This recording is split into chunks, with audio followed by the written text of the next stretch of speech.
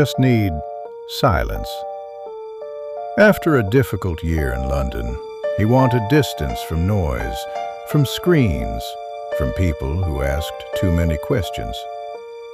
What he found instead was a place once called Valdoran.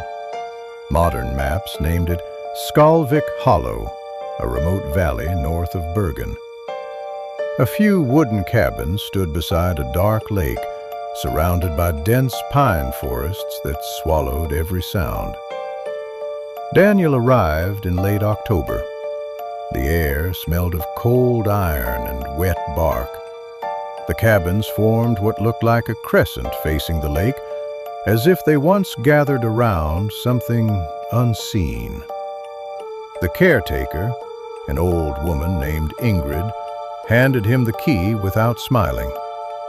"Cabin 7, she said quietly. After a pause, she added, "They stopped numbering them after that."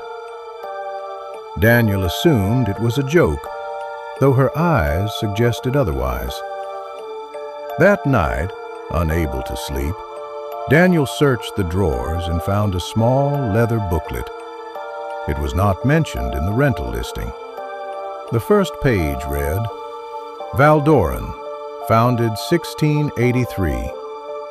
Beneath it, in faded ink, renamed Skalvik Hollow in 1912 after the winter silence. Several pages were torn out. The remaining notes spoke of settlers who believed the lake was older than the valley itself, and of a year when no birds sang. At 2:17 a.m., Daniel woke to knocking, not at the door, but inside the walls. 3 slow taps, then silence. The cabin was small, 1 room and a stove. There was nowhere for sound to hide. 3 taps again, closer to the floor. He pressed his ear against the wood, hearing nothing but his pulse. He blamed the cold, the old timber expanding and shrinking.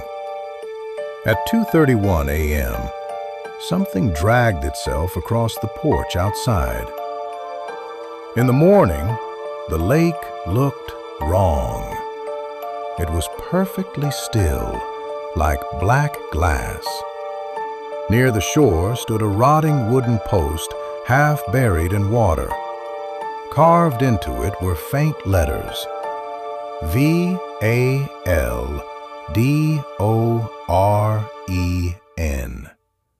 the old name.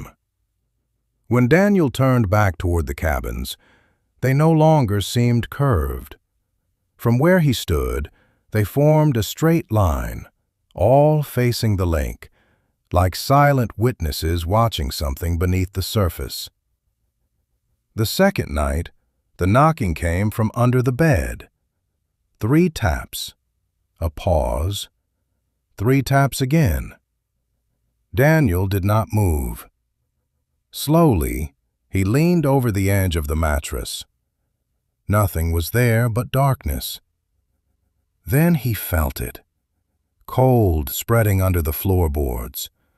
Water seeped through the wood, thin and black. The smell of the lake filled the room.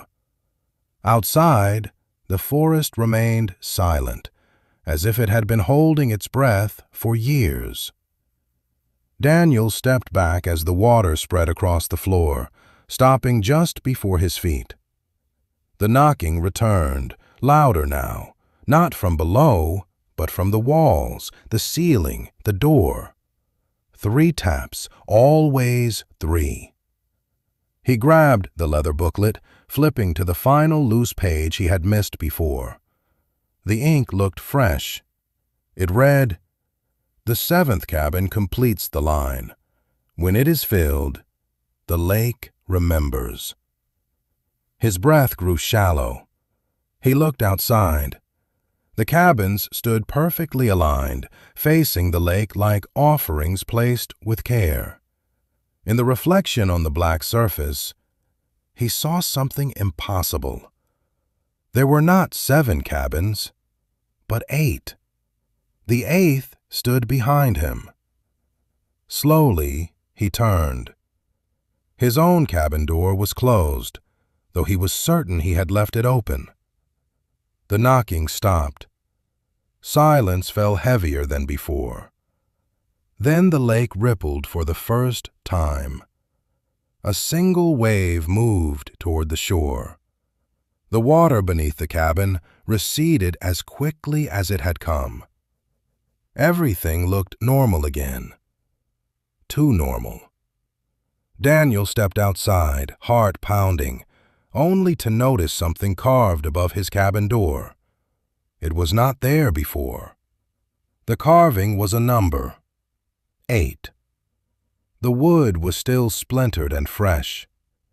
Behind him, the forest exhaled with a low whisper, almost like distant breathing. Daniel slowly looked toward the lake.